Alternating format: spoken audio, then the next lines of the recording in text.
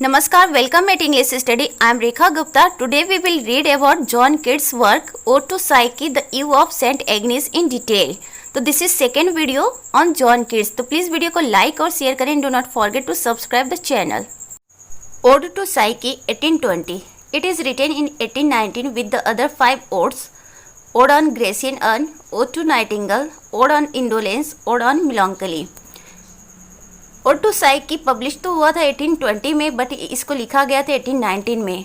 और ये बाकी के जो 5 ओड्स हैं उन्हीं के साथ लिखा गया था, जिसमें ओड ऑन ग्रेसियन अर्न है, ode to nightingale, ode on indolence और ode on melancholy. It is 4 stanza ode of 67 lines. Stanzas are vary in lines rhyme metre. इसमें टोटल कितने स्टेंजास हैं? 4 स्टेंजास हैं और लाइन्स है 67 लाइन्स। तो जो लाइन्स है वो वेरी करते हैं, हर स्टेंजा में लाइन्स भी वेरी करते हैं, राइम और मीटर भी। तो हर स्टेंजा में क्या है, लाइन की जो लेंथ है, जो नंबर ऑफ लाइन्स है वो अलग है, राइम स्कीम अलग है, मीटर अलग है। It is an experiment in form of ode genre and expanded version of sonnet format. Actually इस ओड में किड्स ने क्या किया है, थोड़ा सा एक्सपेरिमेंट कर दिया है ओड के फॉर्म में, और थोड़ा सोनेट के फॉर्म को इसमें इमिटेट करने की कोशिश की है, यूज करने की कोशिश की है। और सोनेट का फॉर्म कौन सा? सोनेट का फॉर्म शेक्सपियर का, और जो मिल्टॉनिक या पेट्रोर्कन सोनेट है उसको यूज करने की कोशिश की है। There are a number of theme भी कई सारे हैं इस ओड में। मीथ एंड वर्शिप है, और साथ ही मीथ और वर्शिप तो प्रोमिनेंट थीम है। इसके साथ है the theme of neglect, love, union, devotion, beauty, appearance and reality also prevail. Psyche was the goddess of the soul in ancient Greek and Roman mythology. तो इस पोएम में जो साइकी है वो किसके लिए यूज किया गया है? एक्चुअली साइकी जो है एशियंट ग्रीक और रोमन मिथोलॉजी के अनुसार ये गॉडेस है। तो रोमन जो माइथोलॉजी है उसमें भी साइकी को क्या कहा गया है? गॉडेस ऑफ सोल कहा गया, और एशियंट ग्रीक में भी इनको गॉडेस ऑफ सोल कहा गया है। और इनका जन्म मॉर्टल वुमेन के रूप में होता है, और ये बहुत ही ब्यूटीफुल होती हैं। और इनकी ब्यूटी की वजह से जो goddesses of love and beauty हैं, Aphrodite that is called Venus, वो क्या करती हैं? इनसे जिलस करती हैं। Then she sent to her son Eros which name is Cupid in this poem. तो ये क्या करती हैं? वीनस और जो एफ्रोडाइट है ये साइकी की ब्यूटी से बहुत जिलस करती हैं, और इनको छोड़कर लोग साइकी की वर्शिप करना स्टार्ट कर देते हैं। इस वजह से ये अपने बेटे इरोज जो कि क्यूपिड हैं, गॉड ऑफ डिज़ायर हैं, इनको सेंड करती हैं साइकी के पास। Venus told her son to induce Psyche to fall in love with a monster, but Cupid fell in love with her and married her on the condition that she would never see his face. तो Venus क्या करती है? She send her son Eros that is Cupid, क्या करने के लिए? Psyche को induce करने के लिए, so that she started to love to a monster. But what happened on the contrary, Cupid himself, जो क्यूपिड है वो खुद ही क्या करने लगते हैं? साइकी से अट्रैक्ट हो जाते हैं, and he started to love with her, and later on he married with her on the condition that कि वो कभी उसका फेस नहीं देखेंगी। इस वजह से साइकी से जब भी क्यूपिड मिलने जाते थे तो वो क्या करते थे? अंधेरे में ही मिला करते थे। Due to Psyche people start to leave the worship of goddess Venus, hence she was jealous with her. और ये साइकी ही थी जिसकी वजह से लोग जो थे, जो वीनस है उनकी वर्शिप करना छोड़ देते हैं, और सब लोग साइकी की वर्शिप करना स्टार्ट करते हैं। तो ये जिलस करने लगती हैं। और एक्चुअली इस स्टोरी में आगे ये भी होता है कि when Cupid put the condition to Psyche कि वो हमेशा अंधेरे में ही उससे मिलेगा और उसकी जो फेस है उसे नहीं देखेंगे। बट क्या होता है कि साइकी को एक थोड़ा सा कुछ इश्यू हो जाता है। एक्चुअली वो वीनस ही ऐसा सिचुएशन साइकी के लिए क्रिएट करती है, जिसकी वजह से साइकी को क्या हो जाता है, जिद पकड़ लेती है कि नहीं वो क्यूपिड का फेस देखेंगी, और कैंडल लाइट में वो क्यूपिड का फेस देखना चाहती हैं। तो उस समय क्या होता है कि कैंडल की जो मोम है वो क्यूपिड के फेस पे गिर जाता है। फिर वहाँ से क्यूपिड चला जाता है, और गुस्सा कर साइकी के इस बर्ताव से।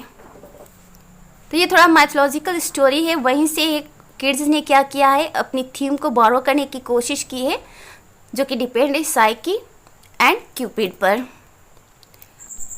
Ode to Psyche begins with an altered Shakespearean rhyme scheme AB AB CD CD EFF EEF।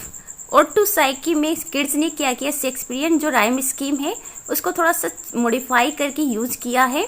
और स्टार्ट में तो आप देखेंगे शेक्सपियर की ही राइम स्कीम है, एंड में थोड़ा सा मॉडिफाई कर दिया है। The use of rhyme does not continue throughout the poem and the lines that follows are divided into different groups. तो इन्होंने क्या किया कि इस पैटर्न को पूरे पोएम में इन्होंने कंटिन्यू नहीं किया है। जो राइम स्कीम की पैटर्न है वो थोड़ा सा डिफर है पूरे पोएम में, ऐसा नहीं है कि सेम राइम स्कीम फॉलो होती है। और जो लाइन्स है उसको इन्होंने अलग अलग ग्रुप में डिवाइड किया है, जैसे क्वाट्रेन, कपलेट, और साथ में इनकी अपनी लाइन ऑफ नंबर्स जो है लाइन की संख्या है। तो लाइन किस तरह से डिवाइडेड है, क्वाट्रेन में, कपलेट में, और किसने अपना भी थोड़ा सा इसमें इंट्रोड्यूस किया है। These are then followed a series of 12 lines. और उसके बाद जो 12 लाइन्स की सीरीज है उसको ये इन जो क्वाट्रेन और कपलेट है उसको फॉलो करती है। That are modelled after Shakespearean sonnet but no final couplet. और 12 लाइन्स कहाँ से लिया गया है, जो शेक्सपियर है इनके सोनेट फॉर्म से लिया गया है, बट शेक्सपियर के सोनेट में लास्ट में एक कपलेट भी होता है जिसको ये क्या करते हैं, अवॉइड करते हैं किड्स। तो स्टार्ट के 12 लाइन्स तो सेम होते हैं शेक्सपियर जैसे, और फाइनल जो कपलेट होता है उसको उन्होंने ड्रॉप कर दिया है। The moment when Cupid and Psyche are revealed is an example of Keatsian intensity.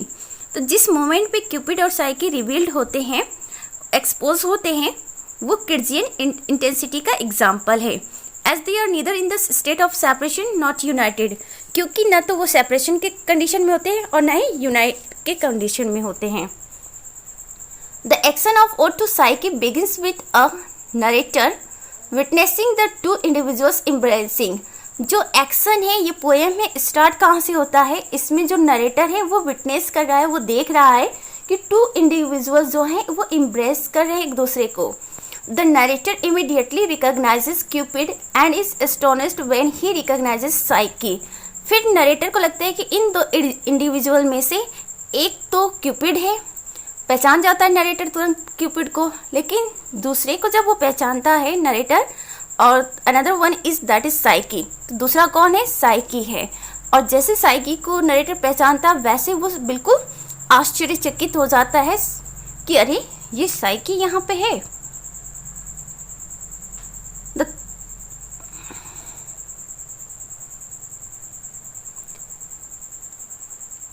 The third stanza describes how Psyche, though the newer goddess, is better than other deities।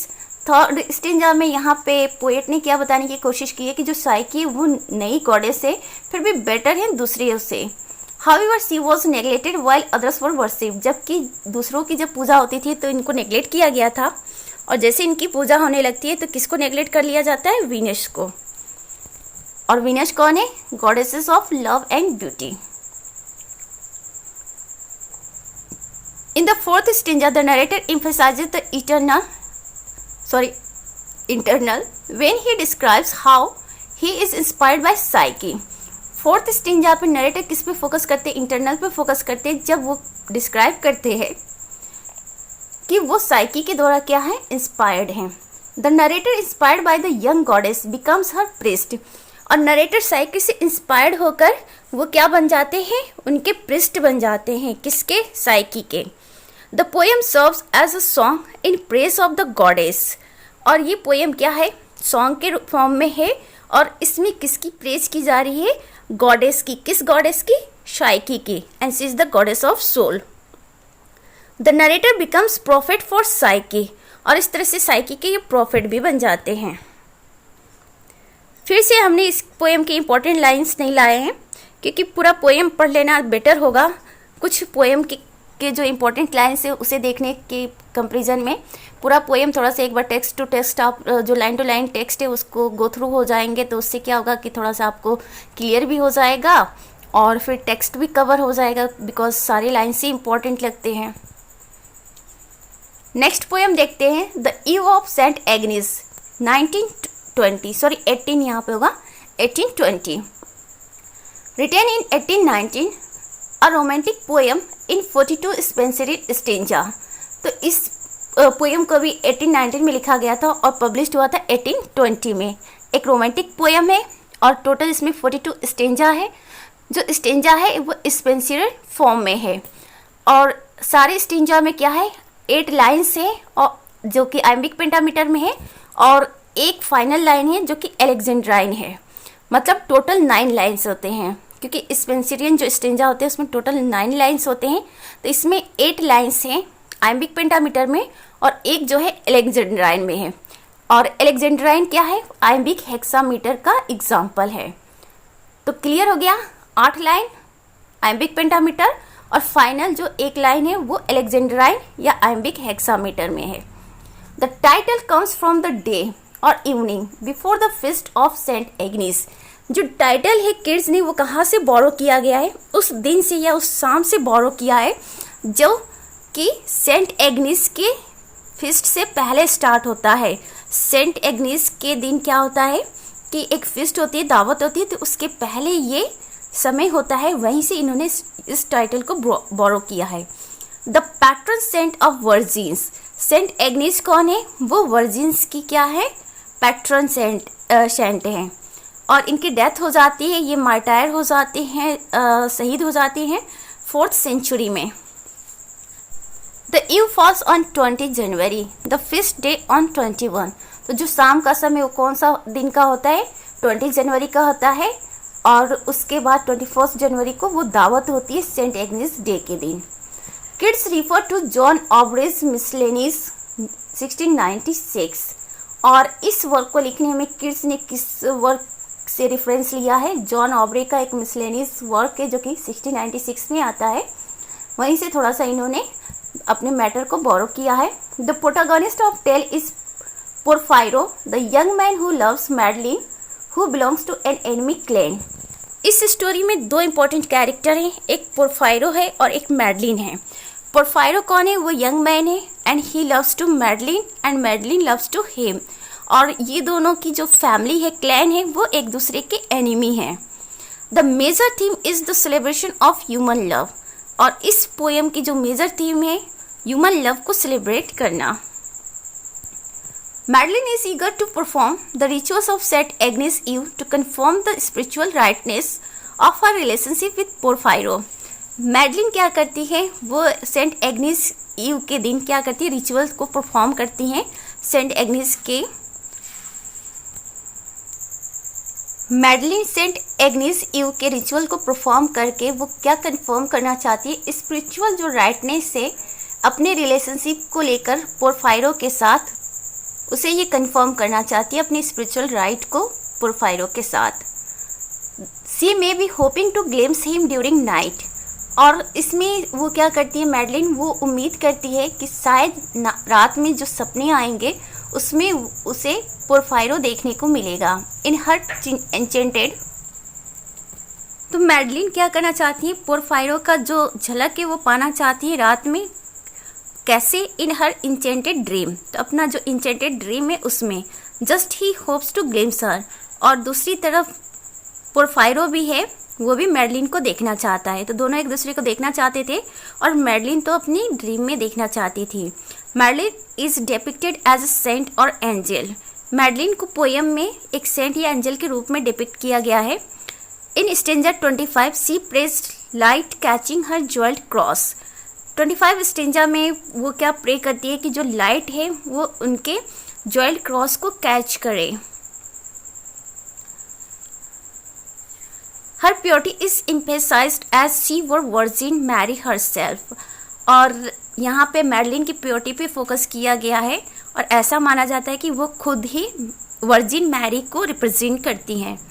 After Madeline falls asleep, Porphyro leaves the closet and approaches her bed in order to awaken her. जब Madeline सो जाती है तो पोरफायरो क्या करता है, उसके करीब उसके बेड पे पहुंचता है, बेड के पास, और उसे जगाने की कोशिश करता है। His whispering does not stir her, but उसकी विस्परिंग की साउंड जो है मैडलिन को जगा नहीं पाती है, because her sleep is midnight charm, क्योंकि उसकी जो स्लीप होती है वो मिडनाइट चार्म की तरह है। Impossible to melt as iced stream, और उससे ब्रेक करना उसी तरह से जिस तरह से आइस्ड स्ट्रीम को मेल्ट करना। He picked up her lute and play close to her ear. फिर पोरफायरो क्या करता है, वहाँ पे पड़ा उसका ल्यूट उठाता है और उसे प्ले करने लगता है उसके कान के पास।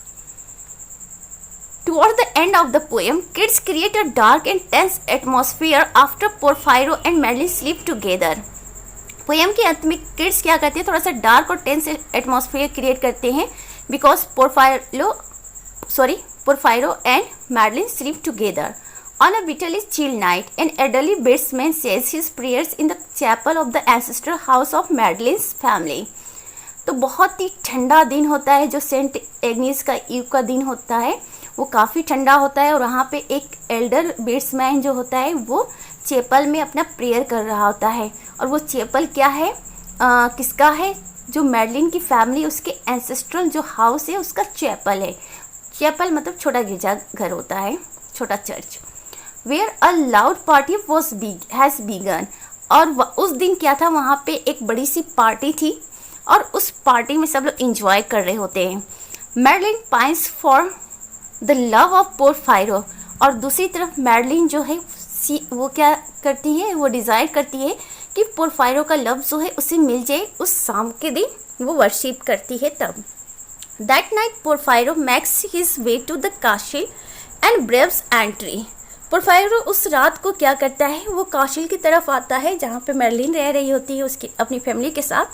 वहाँ पे अपनी ब्रेव एंट्री करता है और वो ढूंढता है एंजेला को। एंजेला कौन है, वो एल्डरली वुमेन है जो कि पोरफायरो की फैमिली की तरफ वो थोड़ी फ्रेंडली हैं। तो इस वजह से वो एंजेला की मदद लेता है और एंजेला की हेल्प से पोरफायरो मैडलिन के रूम तक पहुंचता है। Madeline prepares bed to sleep to see this Porphyro craves towards her.